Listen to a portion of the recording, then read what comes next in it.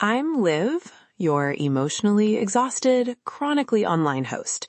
And every day we talk about life, relationships, internet chaos, bad decisions, awkward moments, and all the things that spiral way faster than they should. Welcome to This Escalated Quickly.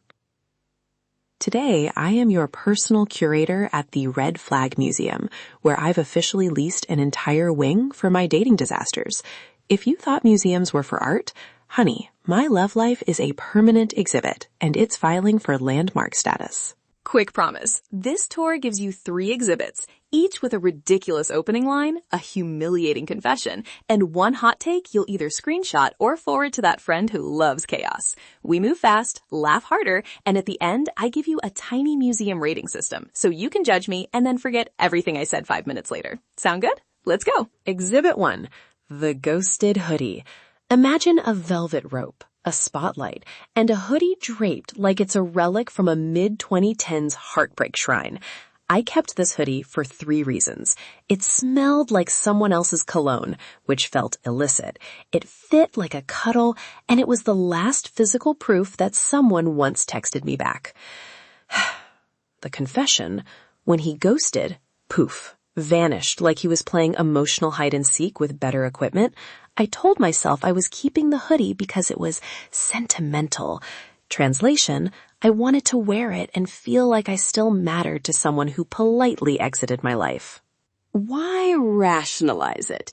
Because grief comes in hoodies and questionable 2 a.m. decisions. The punchline? I wore that hoodie to a coffee date 2 months later and he recognized it. Not because he cared, but because he wanted to be mysterious again. Then he ghosted a second time. 2-time ghoster, now in the Don't Let This Return exhibit. Hot take, keeping items from people who ghost you is just hoarding unresolved attention. If you want nostalgia, get a postcard, not an emotional lint trap. Also, tiny reenactment because why not?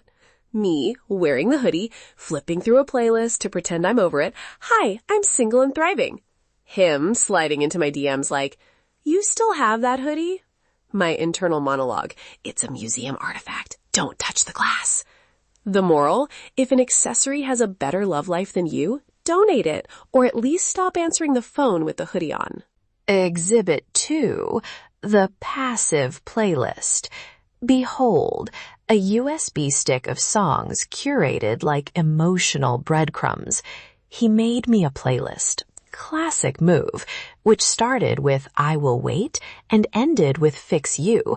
So naturally, I assumed he was poetic, deep, and definitely not someone who texts K for 3 days. Confession. I read a playlist like a breakup note disguised as an indie mixtape. I assigned meanings to every song choice as if we were decoding ancient runes. A hot take. Playlists are emotional labor with a cover letter. If you're going to communicate your feelings via songs, at least include timestamps and footnotes. Don't make me triangulate your emotional landscape while I'm doing laundry. Also, reenactment. Me, face in my phone, whispering song titles like they're clues in a murder mystery.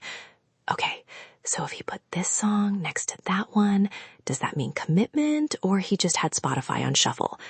Spoiler, he had Spotify on shuffle. Section 2. The Situationship Plaque. Welcome to the longest temporary thing you've ever agreed to.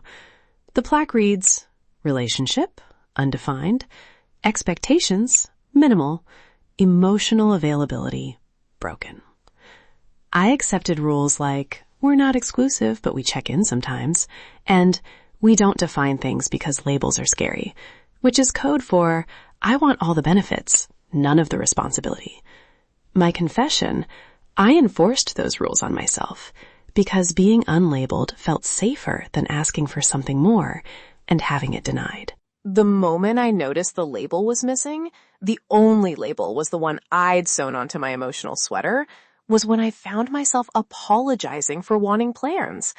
I remember saying, is it okay if I ask if we're doing dinner next Saturday? And he answered, can we play it by ear? And play it by ear he did, until I was the only one still listening to the song. Hot take, situationships are just internships for commitment. Don't let someone keep free samples of your time. Also in this wing, Exhibit 4, which I like to call the RSVP test. He once tested me by inviting me to a party with a conditional clause. If you don't respond in 10 minutes, I'll assume you don't care. Who does that? Who weaponizes response time like a citizenship exam? I spent the next week wondering if I should set timers on my heart. My reaction was dramatic. I showed up 5 minutes early with a printed RSVP card and a pen. The life lesson: your time deserves basic courtesy, not social experiments. Reflection interlude. Look, when you connect the dots, the hoodie, the playlist, the situationship, the weird RSVP test, the pattern is embarrassingly obvious. I was allergic to confrontation and very good at making excuses. For a long time, I mistook low effort for mystery, inconsistency for playing hard to get, and breadcrumbs for a full meal. That's on me, sure, but it's also a gentle reminder that we all collect receipts of the same type and think someday we'll open them and find a map to better behavior. Usually, it's just more snack wrappers. Recap and final hot takes. Museum rating scale incoming. Top 3 unforgivable red flags. 1. Intentional ghosting. Museum rating, permanent exhibit. 2. Emotional triangulation via playlists or vague texts. Temporary display, but cringe. 3. Tests that weaponize your time or dignity. Throw out the plaque, lock the wings, do not pass go. Rapid fire advice like I'm texting you from the tour. 1. If someone's behavior is inconsistent, treat their actions as the real language. 2. If you're apologizing for wanting more, you already know the answer. 3. Donate or burn the hoodie. Donate if you're a better person than me. Final plaque dedication to everyone who's kept an artifact because it felt like proof you existed to someone else. This wing is for you. If today's tour made you laugh, cringe, or think, yep, same, then do me a tiny favor. Leave a review, tell a friend, or screenshot the hot take you plan to text at 2 a.m. Reviews keep the museum lights on and my therapist mildly concerned. And if you want more chaotic exhibits, come back next week. If today's episode made you laugh, question humanity, or feel slightly better about your own life choices, then my job here is officially done. Stay chaotic. I'll see you in the museum gift shop, where we sell emotional band-aids and regret-shaped mugs.